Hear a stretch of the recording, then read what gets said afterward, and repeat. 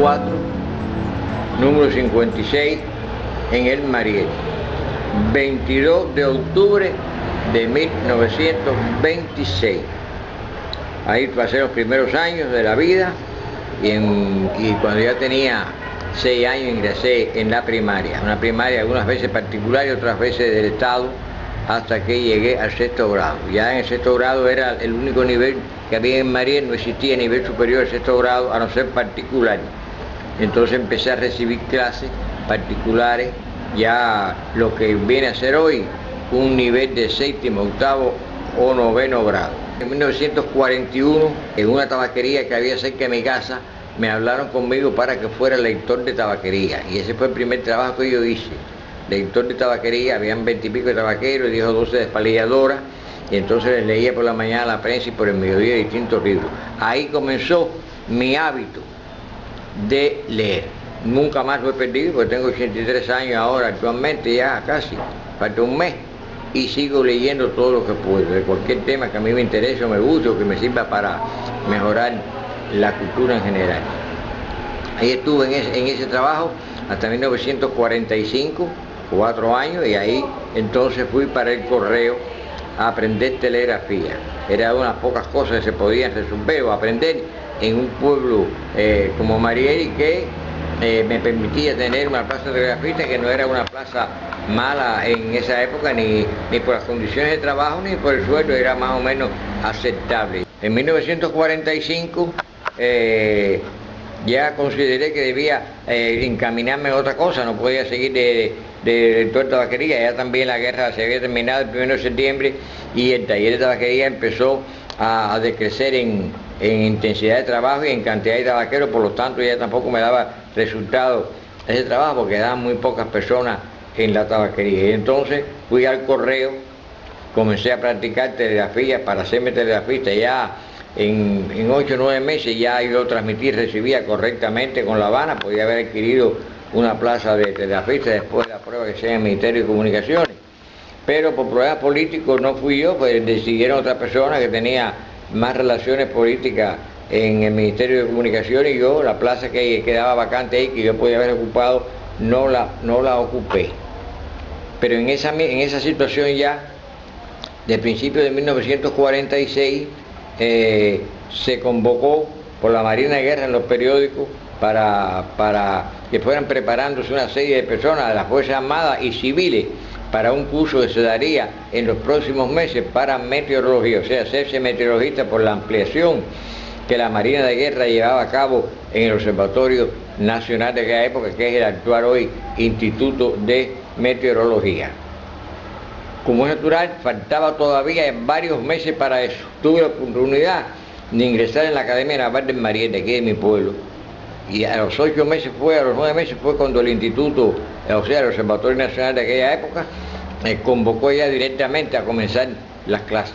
Pero en ese tiempo ya yo llevaba en la Academia Naval como 15 meses por ahí.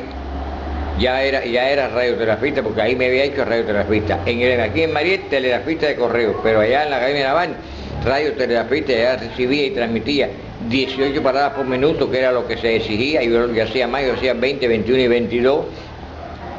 Pero llegó la hora de ir para el observatorio. Ese era el fin ya que yo tenía decidido de mi trabajo futuro y de casi de parte de mi vida. Entonces fui para el Instituto de Meteorología. Empezaron las clases allí en el 46 y se terminaron el 15 de enero del 48. Estando en el Instituto de Meteorología, trabajando ya de meteorologista, había una rotación para ocupar los lugares donde se habían instalado estaciones meteorológicas nuevas y que estaban instalándose más. La Marina de Guerra hizo un plan de 8 estaciones meteorológicas nuevas con 2 antiguas que había, se convirtió en 10, que era lo necesario para cubrir toda la nación, la isla completa, sin ningún tipo de riesgo de una sorpresa, de un huracán, un ciclón pequeño o grande. Con esas estaciones no podía hacer eso, así que ya habían varias. Entonces me tocó a mí estar 14 meses en el aeropuerto de Camagüey, en una estación meteorológica dependiente del Observatorio Nacional de primer orden, con radiosonda, radio-wing y globos pilotos, y observaciones de superficie cada 3 horas. Después regresé a La Habana y fui a Carapachibé, Caleta Carapachibé, en el extremo sur de Isla de Pina, donde estuve 4 meses, la temporada ciclónica de 1950 a 51.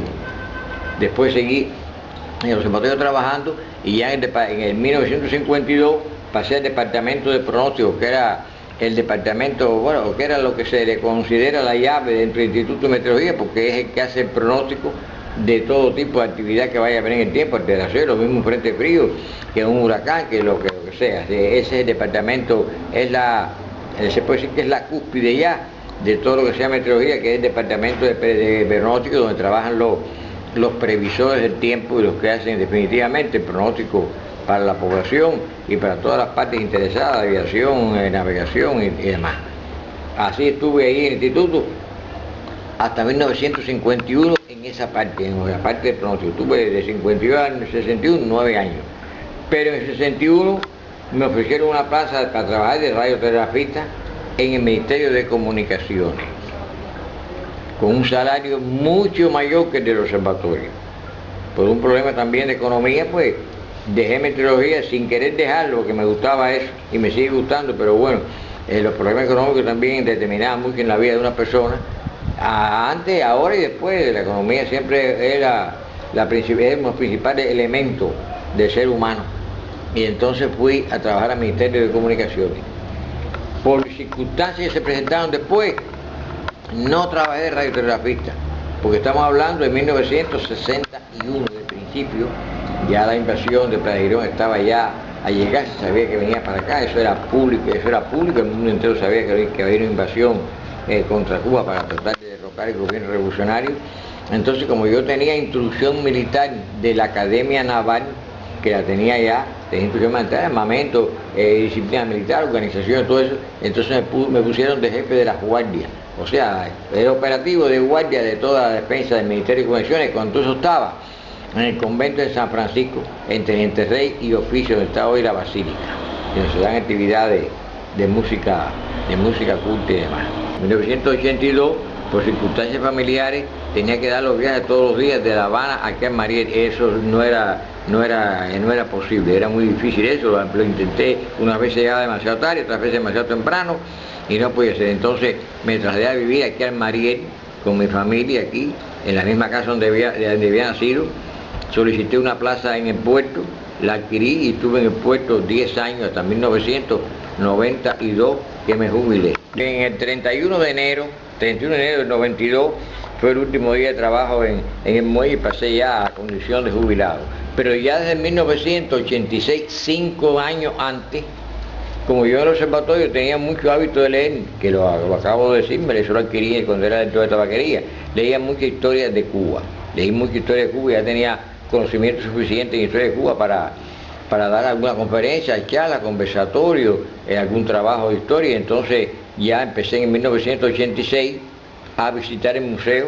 Comenzaron conferencias en la Casa de la Cultura cuando eso existía, un edificio que hoy no existe ya, entre agosto y septiembre de ese año.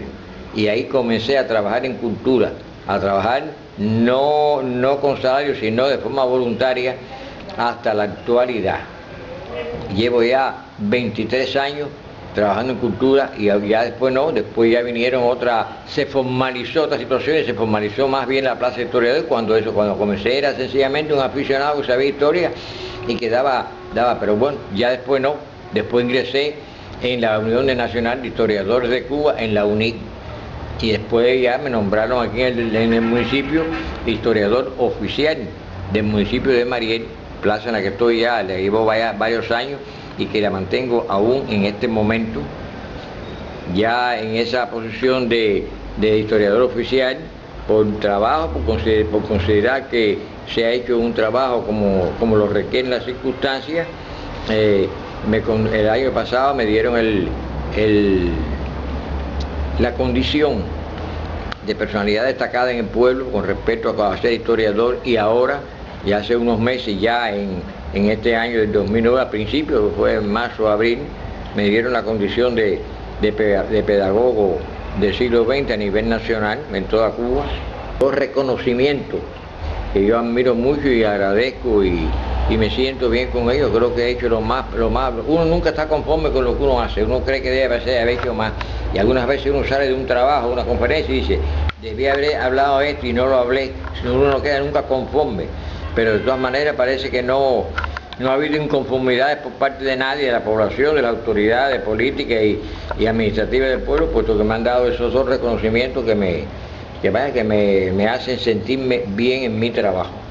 Actualmente pertenezco a la Sociedad Meteorológica de Cuba, porque tampoco la meteorología la abandoné, y a la Unión de Historiadores de Cuba, dos instituciones, dos organizaciones no gubernamentales, de las dos científicas, muy importantes en la vida mía, porque a las dos pertenezco, y así sigo funcionando de historiador del municipio de Madrid, ya con plaza fija de historiador y un salario que me ayuda dentro de lo que es el que recibo como jubilado.